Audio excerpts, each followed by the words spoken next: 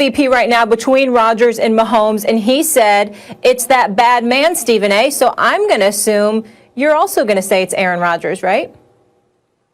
Well, I'm not going to say it's Aaron Rodgers now. I still think Aaron Rodgers could win the league MVP, but based on the way that they're both playing, let's take into consideration Aaron Rodgers has had 5 300-plus yard games. Patrick Mahomes has had 9, including 2 400-yard games, and one of them was for 462 yards passing, completing 75% of his passes against the Tampa Bay Buccaneers, the same Tampa Bay Buccaneers team that blitzed Aaron Rodgers in the Green Bay Packers. If you recall, not only did Green Bay get annihilated 38-10 that game, but Aaron Rodgers completed about 47% of his passes.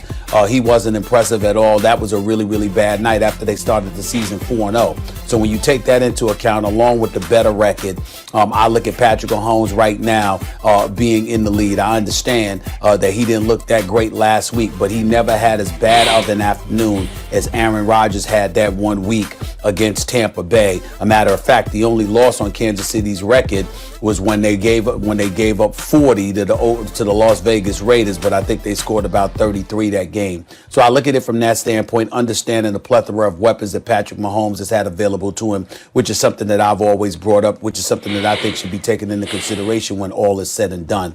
It's just that right now, at this particular moment in time, I think that if you had to vote for league MVP, Patrick Mahomes would probably get it. Yeah, I can't disagree. Look, I think we know my history as far as how I feel about Patrick Mahomes, and I think one of the things that he doesn't get enough credit for when you're talking about upper echelon quarterbacks is really how much he is in control of this offense now, and you're from a pre-snap standpoint. And I think because of the lack of crowd noise and because of the lack of fans being in stadiums, you're able to hear that, and they pick that up on the audio a lot more now with him in particular. And you see, as he alluded to this past offseason, I didn't even know defenses the way I do now. I'm really just scratching the surface of what's going on as far as my maturation process. And you're seeing now that, coupled with the fact that he is an MVP caliber talent from a pure physical perspective, pre-snap is starting to approach. I'm not saying he's at the level of guys like Aaron Rodgers and Phillip Rivers and Peyton Manning, Tom Brady, but he's starting to approach that type of mastery of the position, which I think, coupled with his natural athletic ability and the weapons he has around him, makes him an absolute, like every year, the favorite to be the MVP for the foreseeable future, despite the fact that his numbers may not be blowing away everyone else's. And that's not to take away anything from Aaron Rodgers, who you could tell early on this season, despite him saying, hey, look, I am going to help Jordan Love out as much as I can, relative to what I need to do myself here to get us to play winning football. But make no mistake about it, this is a guy who is on a mission. He is a guy who has a lot to prove. He hears all the talk about could he be turning down. You saw him reference that in that Pat McAfee interview. This is a guy who very much so still has a lot of his edge.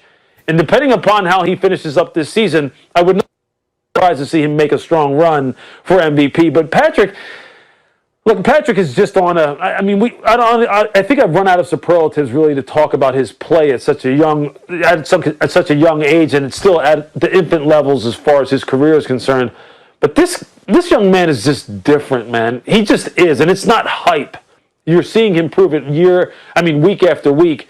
And Stephen A., some of those numbers you pointed out as far as the number of 400-yard games and how consistently he is just putting up number after number after number with, I don't care what weapons he has. We're in for a treat for a long time because Andy Reid is not going anywhere in the foreseeable future. Brett Veach, the general manager, is not going anywhere in the foreseeable future down there. This team is loaded, and they're going to be around for a long time. He's going to win a whole bunch of MVPs in Kansas City. I agree. I think Patrick Mahomes, as I said, is the best player I've ever seen at the position. But I think he passed Aaron Rodgers for that distinction in my eyes. Guys, I've put my eyeballs on by a hair, by a very little bit. There's really nothing on the field Mahomes does that Rodgers can't do. I think Mahomes just has this kind of added sort of gunslinger thing that galvanizes the troops and all that. But guys, we're not asking for a prediction of who's going to win it this year. We're not talking about who's the best we've ever seen. We're talking about right now. And it is very tough to make the argument for anyone other than Rodgers when, given his weapons versus Mahomes' weapons, Rodgers has the higher QBR, the higher completion percentage, more touchdowns, and fewer interceptions. Very, very tough to make that argument. If they switch teams, do you think the Chiefs would be any worse? No, you shouldn't be making the argument. You shouldn't be making the argument. Molly, see, this is when I get upset at you, Molly, because this man, why? How many years has this man, how many months, I shouldn't say years, how many months has Max Kellerman been sitting here when we make the argument about the embarrassment of weapons that Patrick Mahomes has compared to most everybody else? How many days, how many weeks, how many shows has Max sat up there and shot us down? That's fair. Because of the very reasons. Because of the very reasons he's now trying to give the MVP. Hold on. Let me say something here. Max. Molly. Wait, hold on. Max, you love Patrick Mahomes more than you. And you say Patrick Mahomes should always win MVP. Stephen A's right. But Stephen A., you flipped too. Okay, I'm disappointed in you. What happened to that bad man? This is what I'm saying, You just jumped off the bandwagon. So both of you. This is what I'm saying. Disappointed in both of you. Molly, this is what I'm saying. Stephen A. is getting on me for he said that everyone else is pointing out the weapons.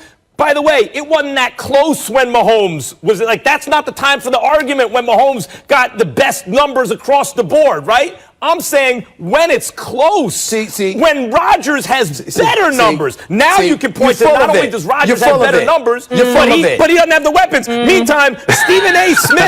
will, when you hear that bad man, that's Stephen A. Smith talking about Aaron Rodgers. It's one of the famous phrases in American life right now. And his guy has the best numbers in the league, and he's arguing for someone else. But I don't get a chance to respond to your nonsense.